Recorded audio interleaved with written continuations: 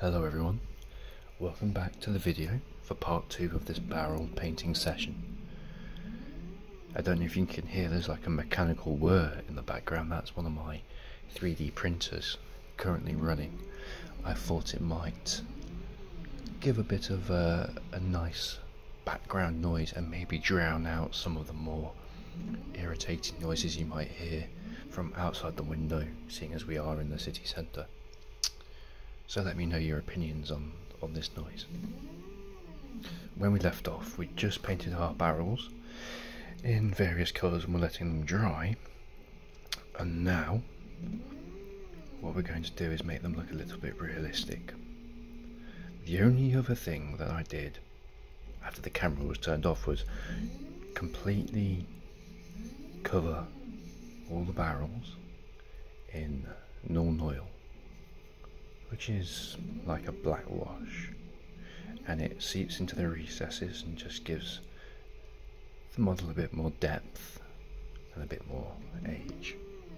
So we're going to start off with dry brushing some lead belcher onto the model. What we're going to do is we're going to add a teeny tiny bit of water onto the paint just to thin it down a bit, and then what we're going to do is wipe off all of the paint that we can in a dabbing motion, so that you're not wiping it off, but it's, and you want there to be as little paint as there is on possible, because when you start dry brushing it, you'll see it stays on the raised edges, but it doesn't paint the whole model in a silver colour. And we're just going to go through all of these barrels in the same way, dry brushing the lead belcher on.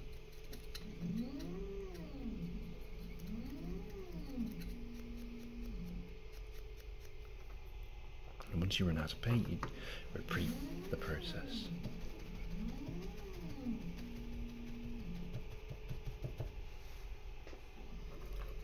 Start again with blue.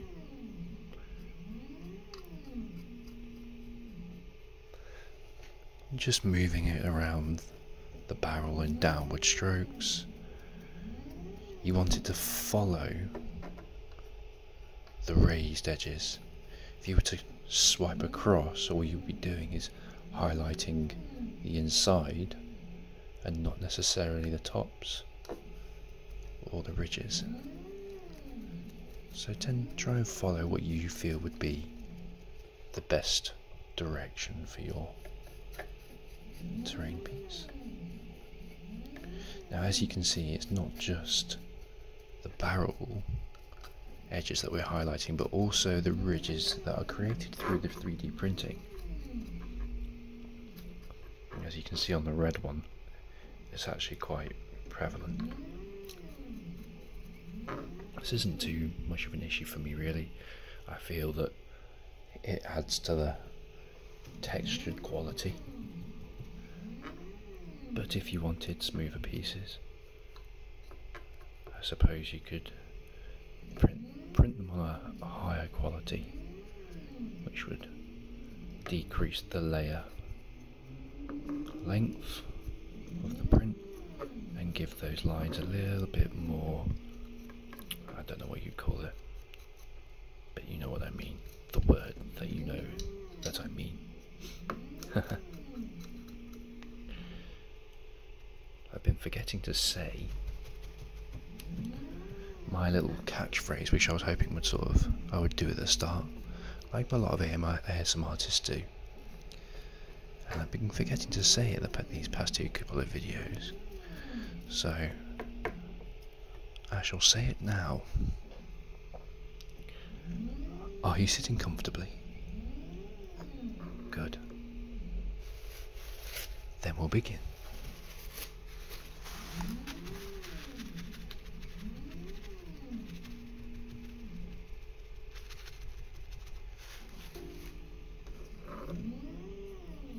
doing the last barrel now.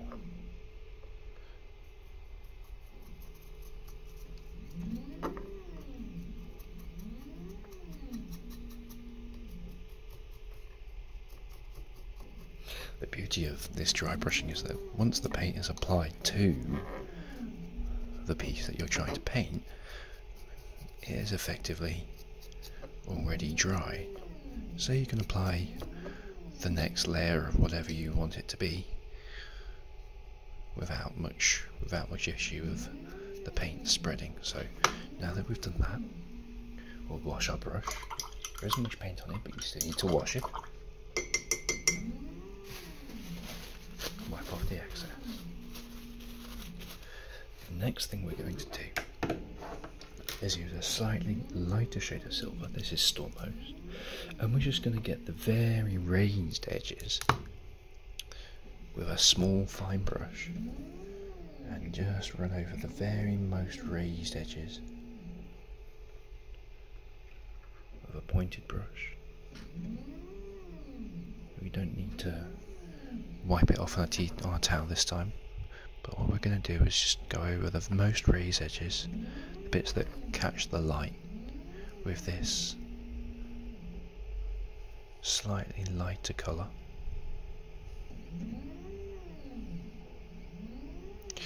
And then what that will do is just give the impression that the light is shining on it. And then once we've done that, there is a technique I will show you which will just give it a little bit more age, make it look a little less new.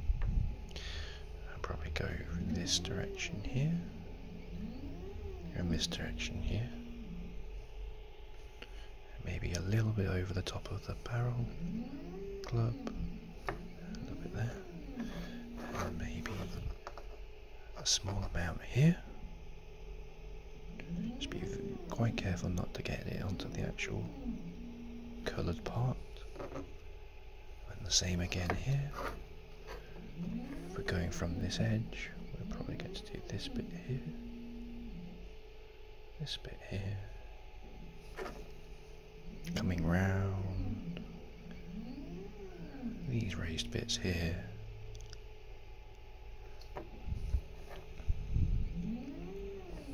and the same again on here, all from the same direction. Gives the impression of where the light is coming from.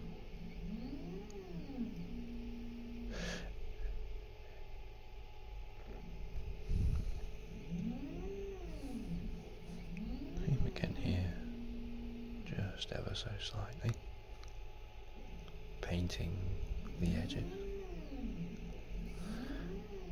And the last one, 2, 3, 4. Brilliant. Wash our brush. And then just one final piece is we're going to apply another dry brush of Rise and Rust over those metallic pieces. And this is going to make it look a little less shiny and just a bit more aged and rock. I know it's a very bright orange, but that's because we're going to dry it, and when you dry it, it looks a little less orange and a more rustic colour. But we need to make sure that there is very, very, very, very little paint on our brush for this one. So start brushing along, and you can see that the underneath of this rust, the underneath of this silver becomes a more rusty colour. And once the paint is properly dried as well, it'll look even better, but we're going to do that for now.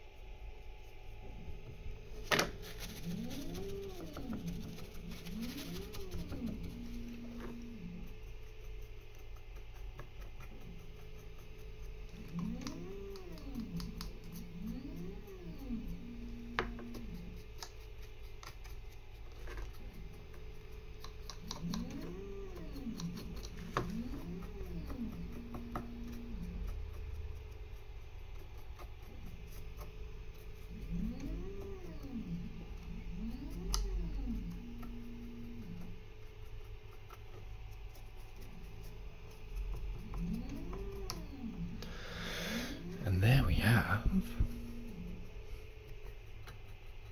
our barrels. Now, there is one final thing you might have noticed, and that is the ground is all peppered with the colours that we've been using.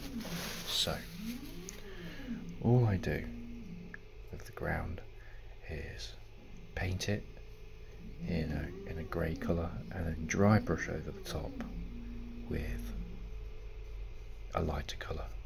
And that's all I do, just the two paints, no washes. And then you'll get a rock effect that looks a little bit like this. This is coming in another video.